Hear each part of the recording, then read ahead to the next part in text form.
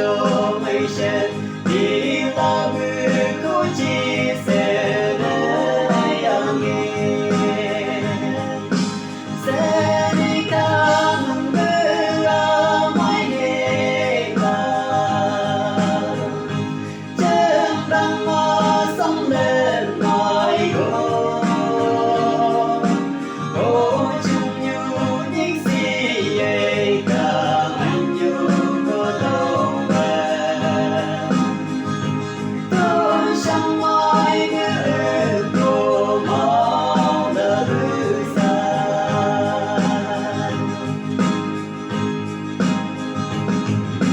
dần đi mưa tàu đã chế đã gồm bám chung xa đã mưa tàu đã chia ra